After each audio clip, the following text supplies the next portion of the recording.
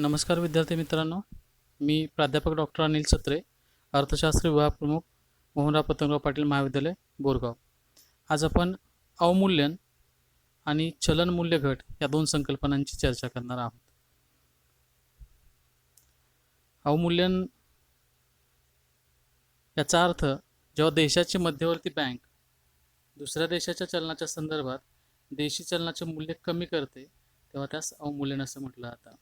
जे आपल्या देशातील रिझर्व्ह बँकेने आपल्या देशी रुपयाचं मूल्य डॉलरच्या संदर्भात किंवा अन्य देशातील चलनाच्या संदर्भात जर कमी केले तर त्यास अवमूल्यन असं म्हटलं जातं. समजा हेच आपण एका उदाहरणाच्या सहाय्यानं पाहणार आहोत. जर डॉलरचं मूल्य रुपयाच्या संदर्भात जर 35 रुपये असेल आणि अशा परिस्थितीमध्ये देशाच्या मध्यवर्ती बँकेने चलनाच्या मूल्यात घट केली, जे चलनाच्या मूल्यात घट करणे याचा अर्थ $1 बरोबर 35 रुपये असताना तो 40 रुपये, 45 रुपये किंवा 50 रुपये या दिशेने बदल केला तर तो बदल हे आपल्या देशी चलनाचं अवमूल्यन असतं, त्याला अवमूल्यन असं म्हटलं जातं. आता अवमूल्यन आपल्या देशामध्ये तीन कालखंडामध्ये अवमूल्यन केलं गेलेलं आहे.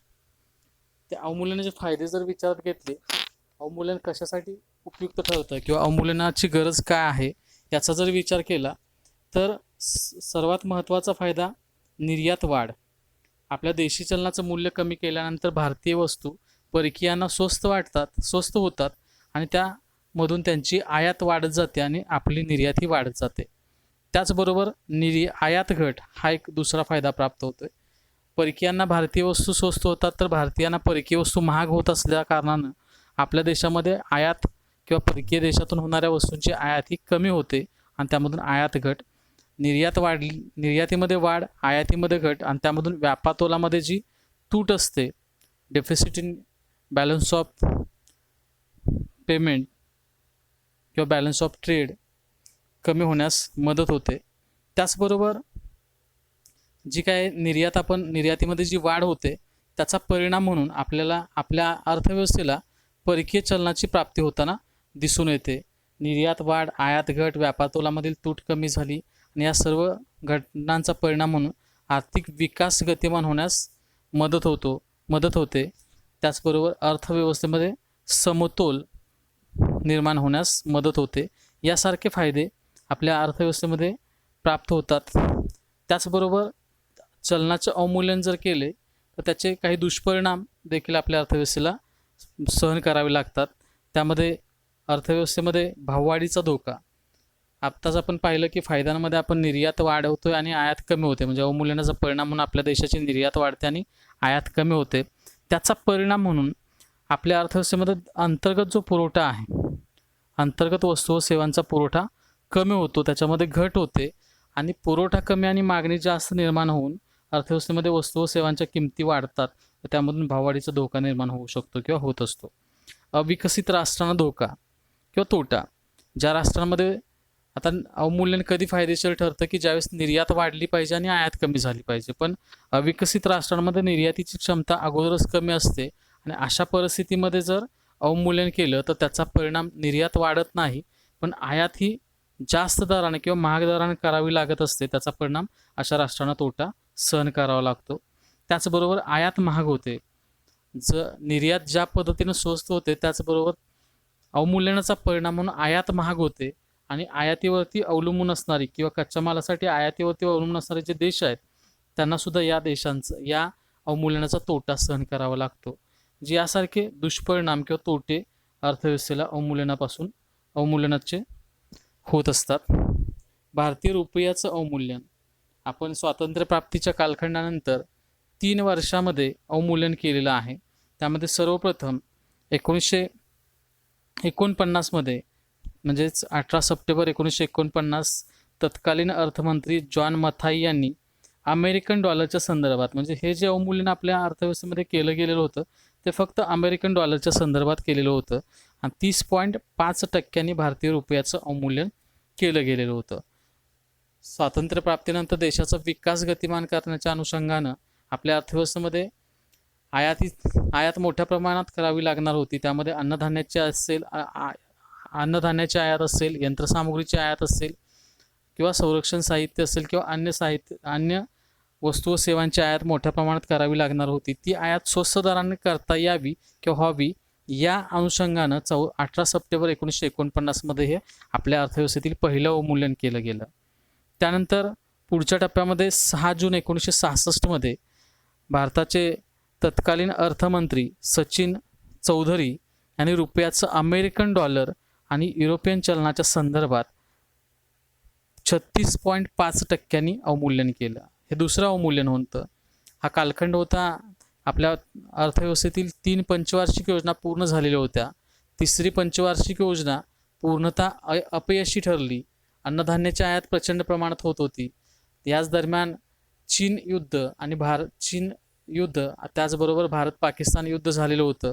तिसरी पंचवार्षिक योजना पूर्णपणे अपयशी ठरली.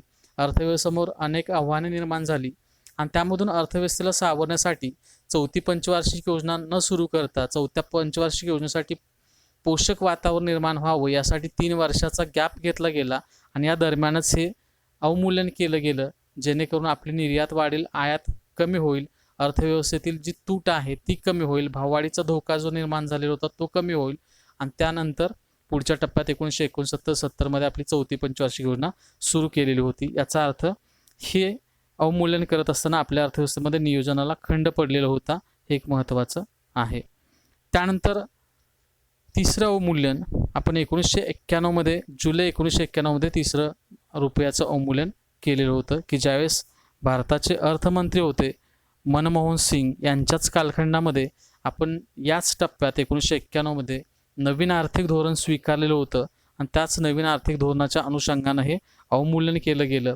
अर्थव्यवस्थेमध्ये डबल डिजिट इन्फ्लेशन की ज्याला आपण 13.7% आपल्या देशामध्ये किमती वाढत होत्या, 7% जवळपास वित्तीय तूट गेलेली होती.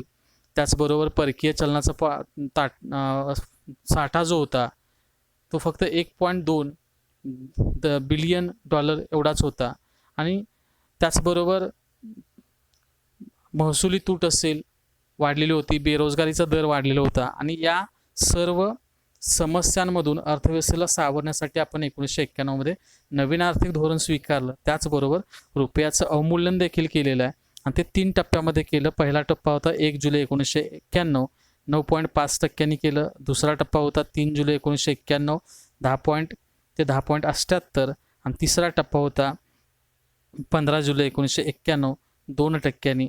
असं एकूण 1 जुलै ते 15 जुलैच्या दरम्यान 20% आपल्या अर्थव्यवस्थेमध्ये रुपयाचं अवमूल्यन केलेलं आहे किंवा अवमूल्यन केलं गेलं. त्यानंतर अवमूल्यनाचा विचार केल्यानंतर चलन मूल्य घट ही एक संकल्पना आहे. म्हणजे अवमूल्यन आणि चलन मूल्य घट या दोन्ही संकल्पना सारख्याच आहेत का काय किंवा असा थोडासा विद्यार्थ्यांचा गोंधळ होताना दिसून येतो. पण या दोन्ही संकल्पना की ज्याला आपण चलन मूल्य घट किंवा घसरण असंही म्हणतोय, तर त्या दोन्हीमधला फरक आपण बघणार आहे. अर्थव्यवस्थेमध्ये परकीय चलनाची मागणी आणि परकीय चलनाचा पुरवठा यांच्या संघर्षातून जेव्हा देशी चलनाचं मूल्य आपोआप कमी होते तेव्हा त्यास चलन मूल्य घट असं म्हटलं जातं.